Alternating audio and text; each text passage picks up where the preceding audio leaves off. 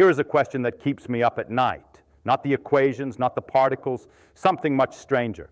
I want you to pinch yourself. Go ahead, do it, feel that. There is something there, something experiencing that pinch, something aware. Now here is the disturbing part. We know exactly what your skin is made of. Atoms, carbon, hydrogen, oxygen, nitrogen. We know what your nerves are made of. The same stuff. We know what your brain is made of. 86 billion neurons, 100 trillion connections, all of it. Atoms, just atoms. But where is the thing that felt the pinch? Point to it. Can you point to where your mind is? You will point to your head. Everybody does.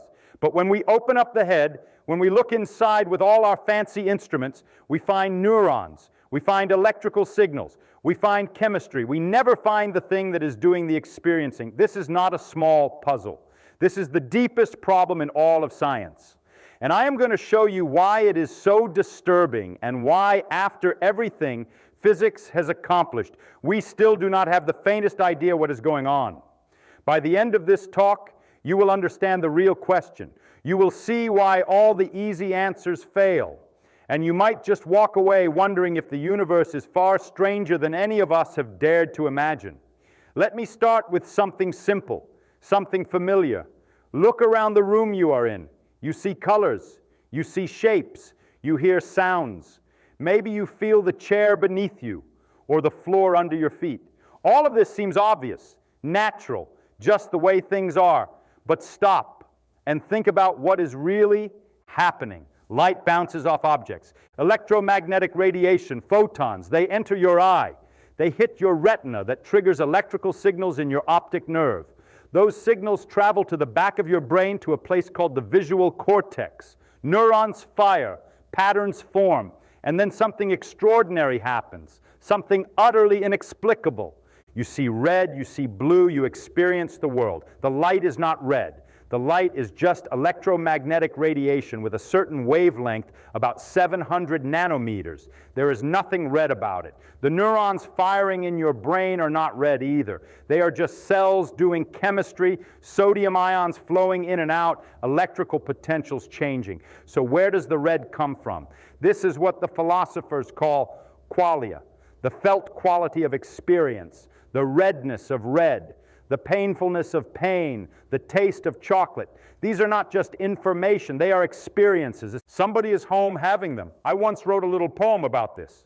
Standing at the seashore, watching the waves, mountains of molecules, each stupidly minding its own business, trillions apart, yet forming white surf in unison.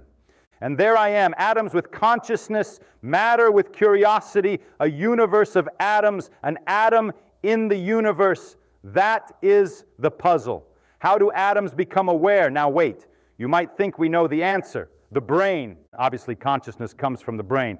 But that is not an answer. That is just pointing at the box where the mystery lives. Let me give you an analogy. Suppose I ask you how a car moves and you say the engine. Okay, but what about the engine? Well, there are pistons. They go up and down. Fine. What makes them go up and down? Fuel explodes, pushes them. Aha, now we are getting somewhere. We can trace the whole chain. Fuel burns, expansion, pressure, pistons move, crankshaft turns, wheels spin, car moves. Every step is mechanical, physical. We understand each link. Now try the same thing with the brain. Photons hit retina, okay? Electrical signals travel through nerves, okay? Neurons fire in patterns, okay? And then somehow you experience the color red. Where is that step? What is the mechanism? What converts electrical activity into felt experience? Nobody knows. We do not even know what kind of answer would satisfy us. This is what David Schmears calls the hard problem of consciousness, not the easy problems. The easy problems are things like, how does the brain process information? How does it control behavior? How does it integrate signals from different senses? Those are hard engineering problems, but they are tractable. We can imagine solving them. The hard problem is different. The hard problem is why there is any experience at all. Why is all this information processing accompanied by an inner life? Why is there something it is like to be you? Let me put it another way. Imagine you could build a perfect robot. It sees, it hears, it moves, it speaks, it does everything you do. From the outside, it behaves exactly like a conscious being, but inside, nothing. No experience, no inner life, just machinery processing information in the dark. Is such a robot possible? We do not know. But here's the point. From the physics alone, from the chemistry alone, from the neuroscience alone, we cannot tell the difference. Nothing in our equation says that certain arrangements of matter should have inner experiences and others should not. The philosopher Thomas Nagel wrote a famous paper about this. He asked a deceptively simple question. What is it like to be a bat? Think about it. Bats navigate by sonar. They send out high-pitched sounds and listen for the echoes. They can detect the shape, size, texture, and movement of insects in complete darkness. This is their primary way of knowing the world. Now you might try to imagine what that is like. You close your eyes. You imagine sending out sounds and hearing them bounce back. But Nagel says you cannot really do this. You are imagining what it would be like for you to have sonar. You are not imagining what it is like for the bat. The bat has its own inner life, its own experiences, its own way of being in the world, and we cannot access that. Not because we lack information, but because experiences are fundamentally subjective. They exist only from a particular point of view. This is the crux of the problem. Science is objective. We study things from the outside. We measure, we quantify, we build models. But consciousness is subjective. It exists from the inside, and we do not know how to bridge that gap. Let me tell you something that will make this even more puzzling. Your brain contains about 86 billion neurons. That is a lot. About as many as stars in the Milky Way. Each neuron connects to thousands of others. The total number of connections is around 100 trillion. 100 trillion. That is a number so large it is hard to fathom. If you tried to count to 100 trillion, one number per second, it would take you over 3 million years. But here's the thing, these neurons are scattered all over your brain. The ones that process vision are in the back. The ones that process sound are on the sides. The ones that process touch are along the top. Different features of the same object are handled in different places. The color of an apple is processed separately from its shape, separately from its location, separately from its motion. And yet, when you look at an apple, you do not see a red blob here and a round shape there and a certain location somewhere else. You see one apple, one unified experience. How does your brain take all these scattered pieces and bind them together into a single coherent experience? This is called the binding problem, and nobody has solved it. Some researchers thought they had found the answer. Neurons that fire together wire together. If neurons in different parts of the brain all fire at the same time, at the same rhythm, maybe that synchrony is what binds them. Maybe that is how the brain says these things go together. This is a nice idea, and there is some evidence for it. Neurons do synchronize their firing often at frequencies around 40 cycles per second, the gamma rhythm. But here is the trouble. Synchrony does not explain experience. It just pushes the question back a step. Suppose I tell you that neurons A, B, and C all fire at 40 hertz. That tells me something about the timing of their activity, but it does not tell me why that synchronized activity feels like anything. It does not explain why there is an experiencer who experiences the unified apple. Let me give you another way to see this. There are neurons firing in my brain right now. There are neurons firing in your brain right now. Some of mine might even be firing at the same frequency as some of yours, but we do not share an experience. Your consciousness is yours. Mine is mine. Why? The neurons are just cells. They do not know whose brain they are in. They just do their chemistry. So what makes your neurons your experience and my neurons my experience? I do not know. And as far as I can tell, nobody knows. Now let me tell you something even stranger. Let me show you how deep this rabbit hole goes. Your brain is made of atoms, about 7 octillion of them. That is a 7 with 27 zeros after it. And these atoms are made of smaller things, protons, neutrons, electrons. The protons and neutrons are made of quarks. The electrons, as far as we know, are fundamental. Now here's a question. Take one atom out of your brain. Are you still conscious? Surely one atom cannot matter. You lose atoms all the time. You breathe them out. You sweat them out. They get replaced. The atoms in your body today are not the same atoms that were there 7 years ago. Almost all of them have been swapped out. So consciousness does not depend on any particular atoms. It must depend on the arrangement, the pattern, the information. But wait, the atoms are not really solid things. They are mostly empty space. The nucleus is tiny. The electrons are somewhere in a cloud of probability, and the forces between them are electromagnetic. When you touch something, you're not really touching anything. Electrons in your hand are repelling electrons on the table. It is all fields and forces. So your brain is not really a thing. It is a pattern of activity in fields, electromagnetic fields, quantum fields, a constantly shifting dance of energy. And somehow that dance knows it is dancing. There is an idea that has been gaining attention. Maybe consciousness is not produced by the brain in the way a generator produces electricity. Maybe consciousness is more like what electricity is to the generator. Let me explain. The brain generates electromagnetic fields. Whenever neurons fire, they create tiny fluctuations in the electric and magnetic fields around them. These fields extend through and beyond the brain. You can measure them with EEG. You can measure them with MEG. Now, some researchers suggest that these electromagnetic fields are not just byproducts. They might be where consciousness lives. The idea is that the unified field integrates information in a way that scattered neurons cannot. When neurons fire synchronously, their fields add up. Constructive interference. When they fire out of sync, their fields cancel out. Destructive interference. This would explain the binding problem. The field is not scattered like the neurons. The field is everywhere all at once. It could bind experiences together because it is inherently unified. Is this the answer? I do not know. It is an interesting idea, but it still does not explain why an electromagnetic field should feel like anything. Magnets have fields. Radios have fields. We do not think they are conscious. Why should the brain's field be different? Let me try another angle. Some physicists have suggested that consciousness might involve quantum mechanics. This is a tempting idea because quantum mechanics is already strange. Particles can be in two places at once. Measurements can affect outcomes. Entanglement connects distant things in spooky ways. Roger Penrose, a brilliant mathematician, proposed that quantum effects in tiny structures inside neurons might be important for consciousness. The structures are called microtubules. They are part of the cell's skeleton. Penrose and Stuart Hammer suggested that quantum computations in these microtubules might give rise to conscious experiences. This is a bold idea, but there is a problem. The brain is warm and wet. Quantum effects are delicate. They get destroyed very quickly in such environments. Most physicists think the brain is too noisy for quantum mechanics to play a significant role. But here's the thing. Even if quantum effects were involved, it would not really solve the problem. Quantum mechanics is still physics. It tells us how things behave, not why they feel like anything.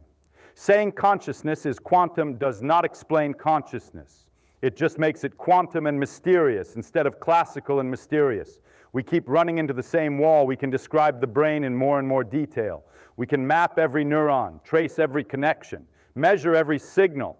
And at the end of it all, we still do not know why any of this activity is accompanied by experience. Let me try a thought experiment. This is the kind of thing I love. Let us really push our intuitions. Imagine we could record every single thing happening in your brain while you look at a red apple. Every neuron firing, every chemical released, every electrical potential changing.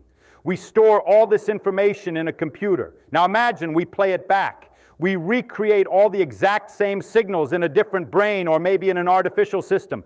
The patterns are identical. Does this new system experience seeing a red apple? You might think, yes, same pattern, same experience. But wait, we could slow it down. Play the recording at half speed. Is the experience now in slow motion? We could play it backwards. Does the system experience seeing the apple disappear? We could scramble the recording, play all the signals in random order. Is there still an experience? Presumably not, but why not? Every signal still occurs.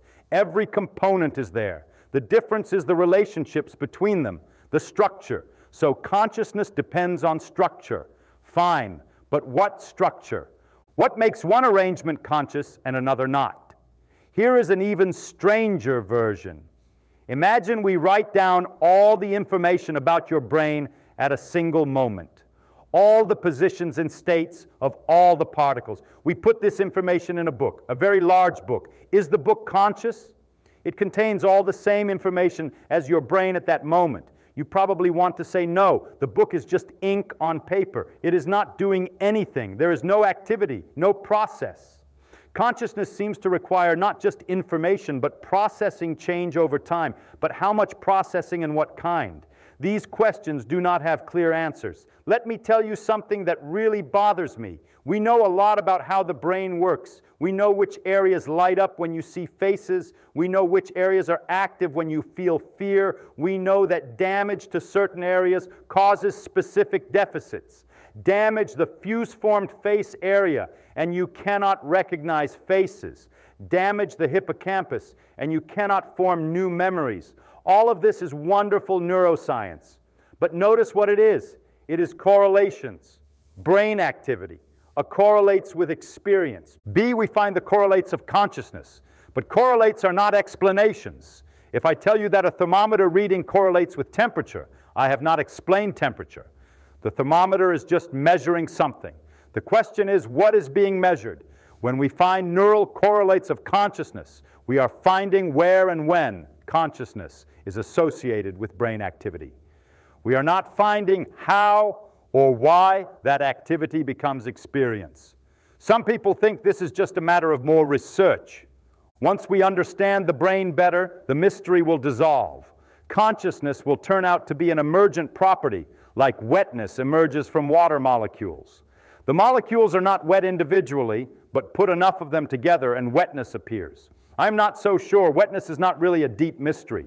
We understand what it is for something to be wet. Molecules move around. They stick to surfaces. They flow. Wetness is just a way of describing certain behaviors of matter at a large scale. Consciousness is different. It is not just a behavior. It is not just a pattern. It is the fact that there is something it is like to be the system. That is a different kind of thing altogether. Let me put it this way. Suppose I gave you a complete description of a brain. Every atom, every connection, every process. And suppose I asked you to predict what the person would do, what they would say, how they would behave. In principle, with enough computing power, you could do this. The brain is physical. It obeys physical laws. But now suppose I asked you a different question.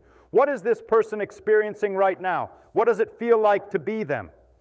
The complete physical description does not answer this question. It cannot, because the question is asking about something subjective, something from the inside, and the physical description is all from the outside. This is what philosophers call the explanatory gap. There is a gap between physical descriptions and conscious experiences, and we do not know how to bridge it. Now, some people try to avoid this problem. They say consciousness is an illusion. Clears throat. There is nobody really home. The brain just processes information and generates reports about having experiences, but there is no actual experiencer. I find this very hard to take seriously. An illusion for whom? If there is an illusion, there must be someone being fooled. And that someone is having an experience, the experience of being fooled. You cannot eliminate consciousness by saying it is an illusion, because having an illusion is itself a kind of experience. This is not like other illusions. A mirage looks like water, but there is no water. Fine. The appearance of water is an illusion, but the appearance itself is real. You are really having a visual experience that resembles water. Saying consciousness is an illusion would be like saying the appearance is an illusion too. But then what is having the appearance? We are going in circles. And that, I think, tells us something important. Consciousness is not like other problems. It is not going to be solved by the usual methods. We might need entirely new concepts, new ways of thinking. Let me tell you what I think the situation is. And I want to be honest, this is speculation. This is a physicist at the edge of what we know, looking into the darkness. I think consciousness might be fundamental. I do not mean that everything is conscious, though some people believe that. I mean that consciousness might be like mass or charge or space-time, not derivable from something more basic, just there as a feature of reality. If this is true, then we should not expect to explain consciousness in terms of physics. We should expect to find laws that connect consciousness to physics, just as we have laws that connect mass to motion or charge to electromagnetic fields. This is not a popular view among physicists. We like to explain things. We like to reduce complex phenomena to simple components. But maybe consciousness is where reduction stops. Maybe it is bedrock. I do not know if this is right, but I think it is worth taking seriously, because after centuries of trying, after all our progress in neuroscience and physics, we still have not made 1 inch of progress on the hard problem. That should tell us something. Let me leave you with this thought. You are sitting there listening to me or reading this, whatever the case may be. You are having experiences right now. The sound of these words, the sight of this room, the feeling of your body, all of this is happening. It is undeniable. It is the most certain thing there is. And yet, from the point of view of physics, you are a collection of atoms, just atoms. Carbon, hydrogen, oxygen, nitrogen, and a few trace elements, quarks and electrons arranged in a very complicated pattern. Yes, but still just atoms. Those atoms were forged in the hearts of stars billions of years ago. They floated through space, gathered into planets, combined into molecules, organized into cells, grew into organisms, and eventually became you. And now those atoms are looking back at the universe and wondering where they came from. Matter with curiosity, atoms with consciousness, the universe waking up to itself. Is there anything more astonishing than that? I do not have the answer to the mystery of consciousness. Nobody does. But I think it is one of the most important questions we can ask, because it is not just a question about the brain. It is a question about what we are. It is a question about what the universe is. And maybe, just maybe, when we finally understand consciousness, we will understand everything differently. We will see that the universe is not just matter in motion. We will see that it is in some deep way aware of itself, and that we are that awareness, looking out through 86 billion neurons, wondering at the wonder of it all. But wait, I want to push this further, because I have not told you about some of the strangest experiments, the ones that really twist your intuitions. There is a surgery called a corpus callosotomy. Doctors sometimes perform it on patients with severe epilepsy. The corpus callosum is a thick bundle of nerve fibers that connects the left and right hemispheres of your brain. About 200 million fibers. Cut it and the hemispheres cannot talk to each other anymore. What happens? The patients seem mostly normal. They walk around, they talk, they live their lives. But when you test them carefully, something bizarre emerges. Show a picture to the left visual field. It goes to the right hemisphere. That hemisphere cannot speak because language is usually in the left hemisphere. Ask the patient what they saw, and they say nothing. But ask them to draw what they saw with their left hand, which is controlled by the right hemisphere, and they draw the picture perfectly. The left hemisphere does not know what the right hemisphere saw, but the right hemisphere knew, it just could not say. Now here's the question. Does this patient have one consciousness or two? Is there one person in there with two separate streams of information, or are there two persons sharing one body each, unaware of the other? The patients say they feel like one person. But the patients who say that are using their left hemisphere to speak. What would the right hemisphere say if it could talk? We do not know. And this uncertainty goes to the heart of the mystery. What are the boundaries of a consciousness? Where does one mind end and another begin? Let me give you another thought experiment. This one really kept me up at night when I first heard it. Imagine a machine, a teleporter. It scans every atom in your body, every position, every state, everything.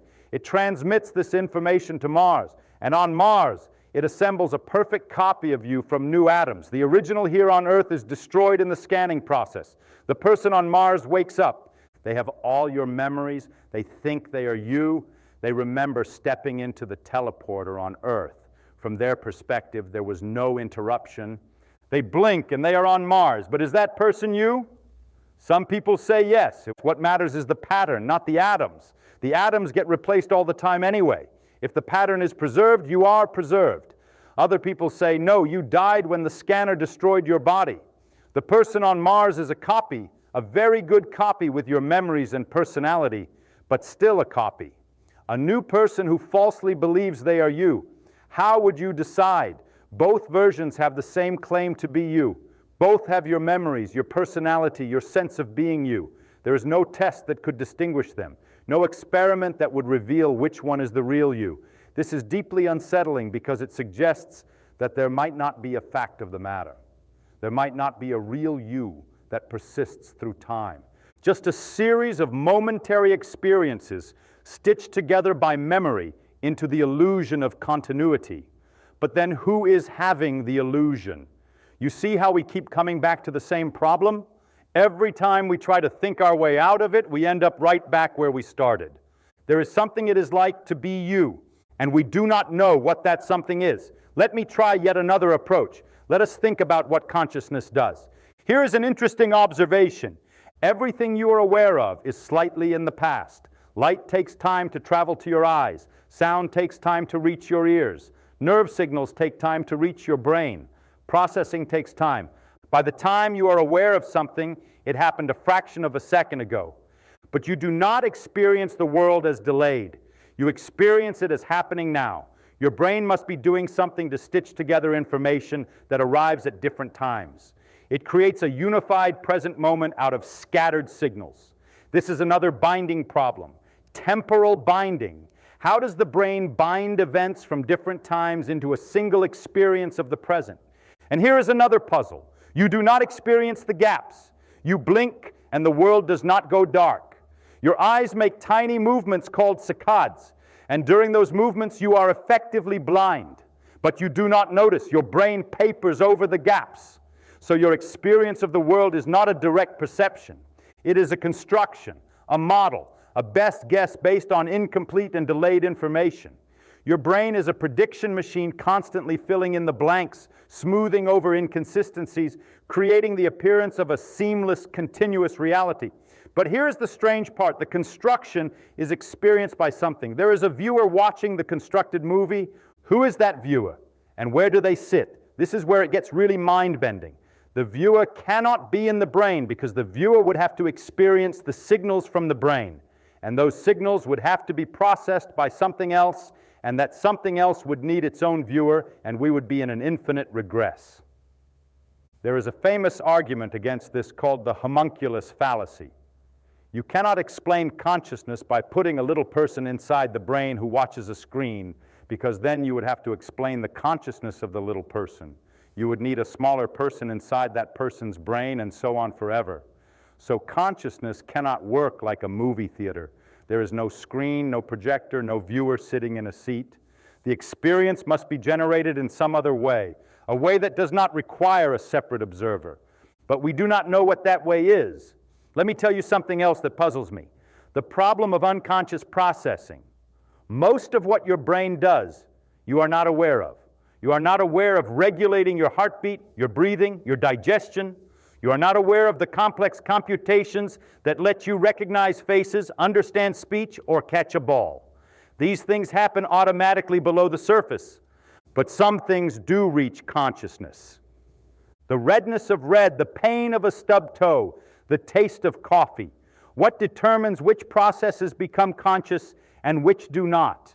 Some researchers think consciousness is like a spotlight, a limited resource that can only illuminate a small part of the brain's activity at a time. Attention is the spotlight operator, pointing the light at whatever seems most important. But this just rephrases the question, what makes the spotlight light? What is this illumination that we call awareness?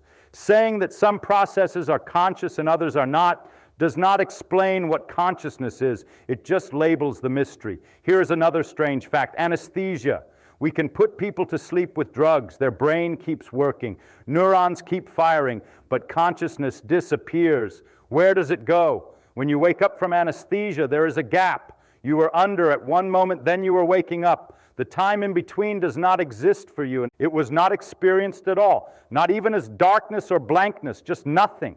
This shows that consciousness can be turned off. Whatever it is, it depends on certain conditions. Change the chemistry of the brain and consciousness goes away.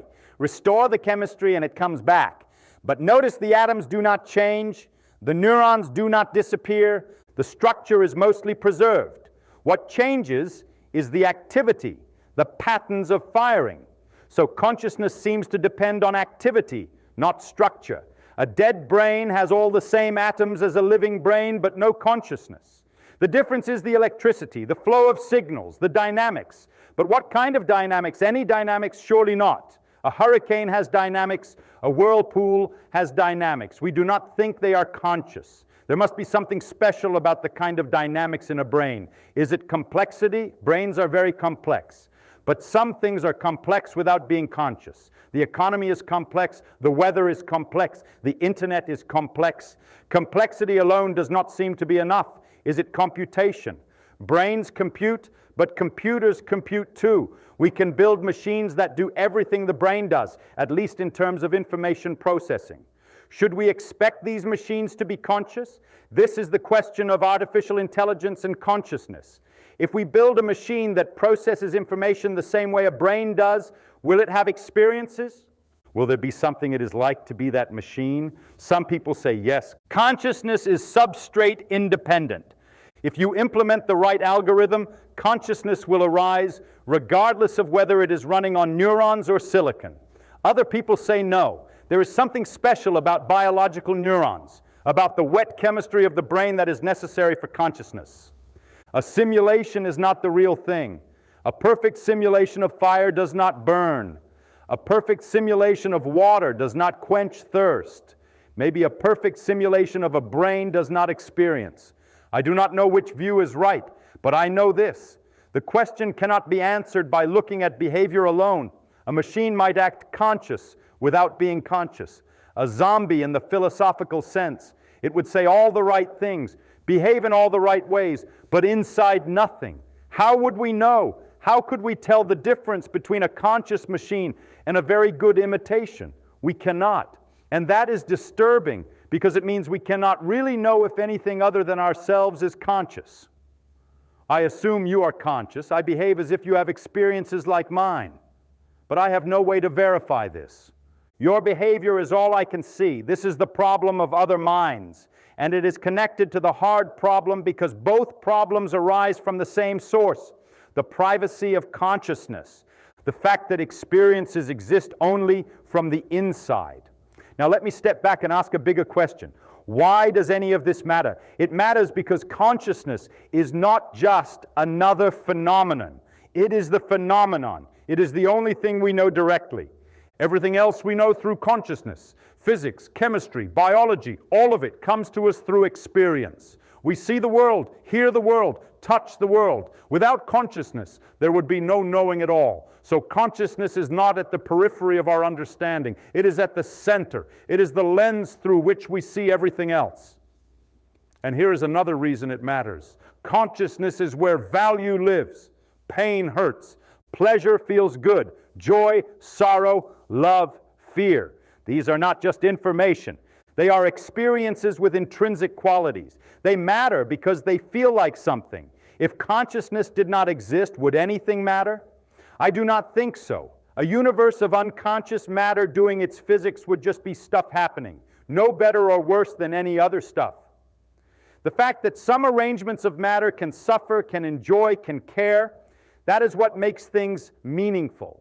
So understanding consciousness is not just a scientific puzzle. It is a philosophical puzzle, an ethical puzzle, maybe even a spiritual puzzle. It touches on everything. I want to be careful here. I do not want to pretend that physics has nothing to say about consciousness. Physics has a lot to say. We know that consciousness depends on the brain. We know that changing the brain changes consciousness. We know that certain brain regions are associated with certain experiences. All of this is valuable knowledge. But physics has not explained the central mystery. Why is there experience at all? Why does information processing feel like something? Why am I not a zombie? And until we answer these questions, we do not really understand what we are. Let me leave you with one more image. Imagine you are looking up at the night sky. You see stars, thousands of them, millions of them, each one a sun, many with planets, an unimaginably vast universe, stretching billions of light years in every direction. And here you are, a tiny speck, a collection of atoms on a small planet orbiting an ordinary star in an average galaxy. But you are a collection of atoms that knows it is a collection of atoms. You are matter that contemplates matter. You are the universe looking at itself. How did that happen? How did the universe manage to become aware of itself? I do not know, but I find it astonishing. Of all the arrangements of matter that could exist, one arrangement has the property of awareness. One arrangement can step back and say, what is all this? Why is there something rather than nothing? What am I? those atoms in your brain. The carbon was made in a dying star. The oxygen came from a supernova. The hydrogen has been around since the beginning. Since the first few minutes after the Big Bang, those atoms have been through a lot. They have been part of interstellar gas clouds, of planets, of other living things, and now they are part of you having experiences, asking questions, atoms with consciousness, matter with curiosity. It is the most remarkable thing in the universe, and we have no idea how it works. But that is okay. Not knowing is not a failure. It is an opportunity. It means there is something left to discover, something big, something fundamental, something that might change everything we think we know. And that, to me, is the most exciting thing in the world. Thank you for thinking about this with me. Now, I have a question for you. Here is what I want to know. If you had to bet, what do you think consciousness really is? Is it just the brain doing complicated things? Is it something more? Is it fundamental? Or is there something I have not considered, something obvious that I am missing? Tell me what you think in the comments below.